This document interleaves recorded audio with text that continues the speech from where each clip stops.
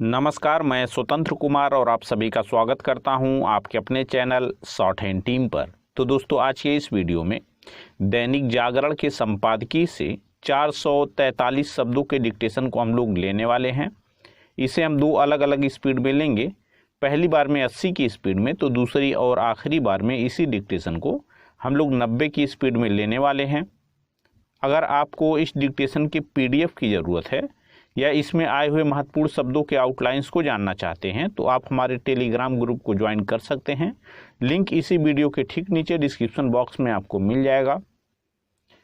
तो 80 की स्पीड में आपका डिक्टेशन स्टार्ट होगा 5 सेकंड के बाद। तब तक के लिए आप रेडी रहें।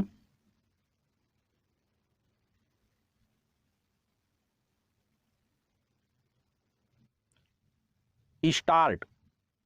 सुप्रीम कोर्ट ने ज्ञानवापी मामले में जैसी टिप्पणी की, उससे इस प्रकरण के तार्किक परिणति तक पहुंचने के आसार बढ़ गए हैं, क्योंकि उसने वाराणसी की जिला अदालत के रुख से एक बड़ी हद तक सहमति जताई। इस तथ्य से कोई इनकार नहीं कर सकता कि जिसे ज्ञानवापी मस्जिद कहा जा रहा वह वस्तुतः काशी विश्वनाथ मंदिर का हिस्सा ही है। यह न केवल साक्षात दिखता है बल्कि इसके ऐतिहासिक प्रमाण भी हैं। ऐसे प्रमाण खुद मुगलकालीन इतिहासकारों की ओर से दिए गए हैं। जिन्हें ये प्रमाण नहीं दिख समझ रहे, उन्हें इस पर विचार करना चाहिए कि आखिर किसी मस्जिद का नाम ज्ञानवापी कैसे हो सकता है। जैसे इसके लिए किसी प्रमाण की आवश्यकता नहीं कि काशी में मंदिर का ध्वंस कर मस्जिद बनाई गई, वैसे ही अन्य कई मंदिरों की जगह बनाई गई मस्जिदों के मामले में भी किसी साक्ष्य की जरूरत नहीं। बात चाहे मथुरा के कृष्ण जन्मस्थान मंदिर पर बनी मस्जिद की हो या फिर दिल्ली की कुव्वत उल इस्लाम मस्जिद की। कुव्वत उल इस्लाम मस्जिद का तो शिलालेख ही यह कहता है कि इसे 27 हिंदू और जैन मंदिरों को तोड़कर बनाया गया। ऐसे अकाट्य प्रमाणों की अनदेखी से बात बनने वाली नहीं है। इस मामले में 1991 में बनाए गए धर्मस्थल कानून का सहारा लेने से भी कोई लाभ नहीं, क्योंकि यह कानून कोई पत्थर की लकीर नहीं। इसे विवादों को ढकने के लिए बनाया गया था और यह सबको पता होना चाहिए कि विवाद छिपाने से सुलझते नहीं, बल्कि रह रहकर सतह पर ही आते हैं। पैरा। भारत के मुस्लिम समाज को न केवल खुली आंखों से दिख रहे सच को स्वीकार करना चाहिए, बल्कि गोरी, गजनी, खिलजी, बाबर, औरंगजेब सरीखे क्रूर आक्रांताओं को अपना पूर्वज या प्रेरणा स्रोत मानने से बचना चाहिए। भारत के मुस्लिम अरब, अफगानिस्तान, ईरान आदि से नहीं आए। वे तो यहीं के लोग थे जिनके पूर्वज हिंदू थे।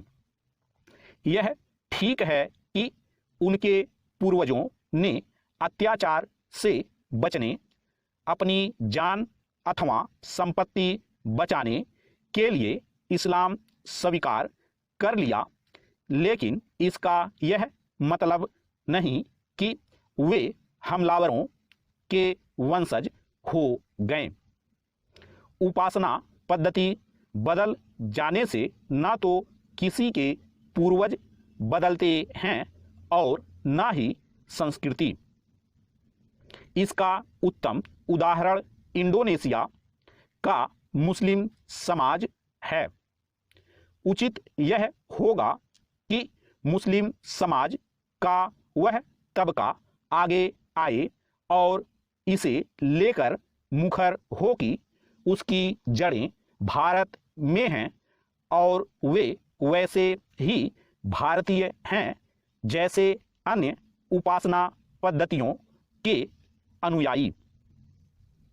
जहां उनके लिए यह आवश्यक है कि वे सच को स्वीकार करें, वहीं हिंदू समुदाय के लोगों को भी चाहिए कि काशी और मथुरा के अपने मंदिरों पर दावा जताने के क्रम में ऐसा कुछ ना करें जिससे सामाजिक सद्भाव को क्षति पहुंचे।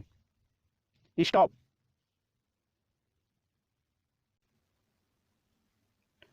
दोस्तों, इसी डिक्टेशन को दूसरी बार में हम लोग 90 की स्पीड में लेंगे और आपका समय स्टार्ट होगा 5 सेकंड के बाद। तब तक के लिए आप रेडी रहें।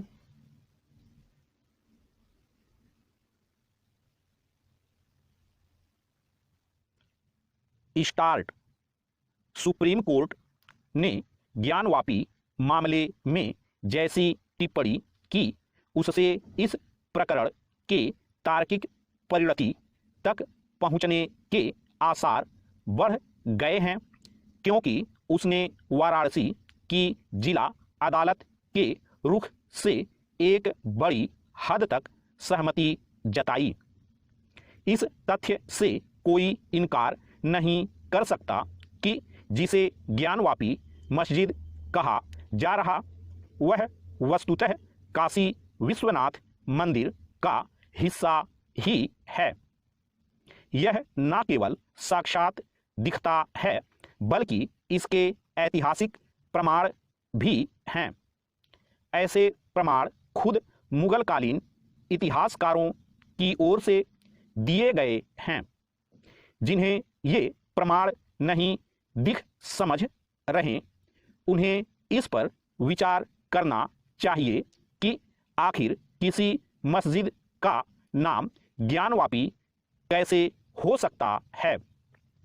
जैसे इसके लिए किसी प्रमाण की आवश्यकता नहीं कि काशी में मंदिर का ध्वंस कर मस्जिद बनाई गई, वैसे ही अन्य कई मंदिरों की जगह बनाई गई मस्जिदों के मामले में भी किसी साक्ष्य की जरूरत नहीं।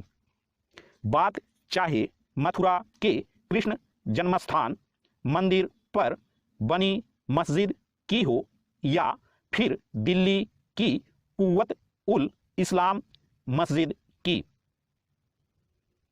कुव्वत उल इस्लाम मस्जिद का तो शिलालेख ही यह कहता है कि इसे 27 हिंदू और जैन मंदिरों को तोड़कर बनाया गया। ऐसे अकाट्य प्रमाणों की अनदेखी से बात बनने वाली नहीं है। इस मामले में 1991 में बनाए गए धर्मस्थल कानून का सहारा लेने से भी कोई लाभ नहीं, क्योंकि यह कानून कोई पत्थर की लकीर नहीं। इसे विवादों को ढकने के लिए बनाया गया था और यह सबको पता होना चाहिए कि विवाद छिपाने से सुलझते नहीं बल्कि रह रहकर सतह पर ही आते हैं। पैरा।